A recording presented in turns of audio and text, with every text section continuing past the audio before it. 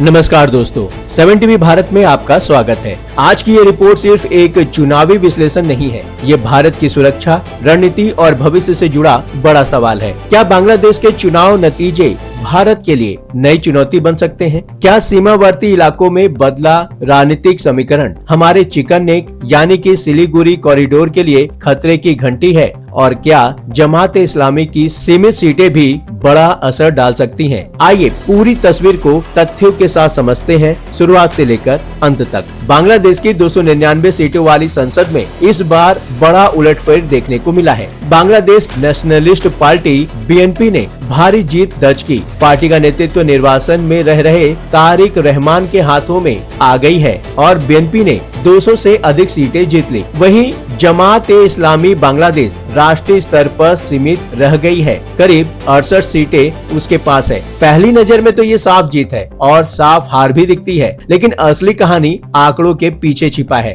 सीमावर्ती इलाकों में जमात की पकड़ है, यानी कि रंगपुर डिवीजन में 33 से लेकर 13 सीटें, खुलना डिवीजन में 36 से लेकर 23 सीटें, राजशाही डिवीजन कई अहम सीटों पर उसका प्रभाव दिखता है। ये तीनों डिवीजन भारत की सीमा से सटे हैं। रंगपुर सीधे सिलीगुड़ी कॉरिडोर के सामने आता है, खुलना पश्चिम बंगाल के दक्षिण 24 परगना से सटा हुआ है और राजशाही उत्तर बंगाल सीमा क्षेत्र में असर दिखाता है। यानी राष्ट्रीय हार के बावजूद सीमावर्ती बेल्ट में जमात की मजबूत मौजूदगी दिख रही है। चिकन नेक क्यों है भारत की लाइफलाइन? ये बात समझना सबसे इम्पोर्टेंट है। जिसे हम चिकन नेक कहते हैं उसका आधिकारिक नाम है सिलीगुड़ी कॉरिडोर। यह लगभग 20 से 22 किलोमीटर चौड़ी भूमि पट्टी है जो भारत के उत्तर पूर्वी राज्यों यानी कि असम, अरुणाचल, मेघालय, मणिपुर, मिजोरम, नागालैंड और त्रिपुरा को मुख्य भारत से जोड़ती है। अगर इस क्षेत्र में किसी भी प्रकार का सामरिक दबाव बनता है तो पूरा उत्तर पूर्व प्रभावित हो सकता है। रंगपुर डिवीजन इसी कॉरिडोर के सामने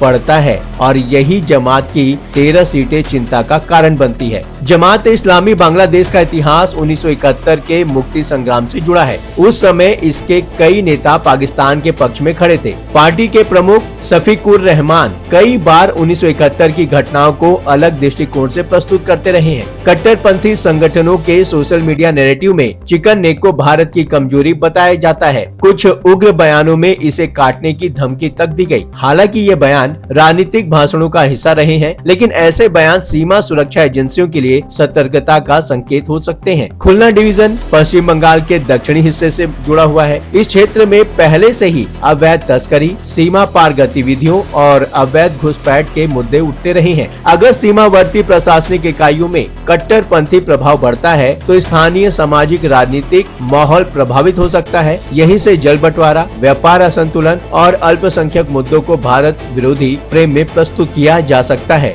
जमात उल मुजाहिदीन बांग्लादेश यानी कि JMB पहले भी भारत और बांग्लादेश दोनों में सक्रिय रहा है। हालांकि बांग्लादेश सरकारों ने पिछले वर्षों में आतंकवाद पर सख्ती दिखाई है, लेकिन राजनीतिक अस्थिरता या कट्टरपंथी नैरेटिव से ऐसे संगठनों को वैचारिक जमीन मिल सकती है। ये केवल संभावना का विश्लेषण है, लेकिन सुरक्षा रणनीति संभावनाओं पर ही आधारित होती है। रंगपुर और खुलना क्षेत्रों में हिंदू आबादी मौजूद है। चुनाव के दौरान हिंसा की खबरें आती रही। ऐसे में अगर स्थानीय स्तर पर ध्रुवीकरण बढ़ता है तो इसका असर भारत बांग्लादेश के संबंधों पर भी पड़ सकता है। भारत में राजनीतिक दल भी इन घटनाओं को अपने अपने दृष्टिकोण से उठाते हैं, जिससे कूटनीतिक संतुलन और चुनौतीपूर्ण हो जाता है। अब समझने की कोशिश करते हैं कि भारत बांग्लादेश रिश्तों का भविष्य क्या दिखता है। पिछले वर्षों में भारत और बांग्लादेश के बीच सहयोग बढ़ा है। सीमा प्रबंधन, आतंकवाद पर समन्वय, कनेक्टिविटी प्रोजेक्ट, ऊर्जा और व्यापार। लेकिन यह सहयोग ढाका की केंद्रीय सरकार और राजनीतिक स्थिरता पर निर्भर करती है। अगर संसद में भारत विरोधी मुद्दे बार बार उठते हैं तो विश्वास का माहौल प्रभावित हो सकता है। अब इस पर भारत को क्या करना चाहिए? सबसे पहली बात तो खुफिया समन्वय मजबूत रखना पड़ेगा।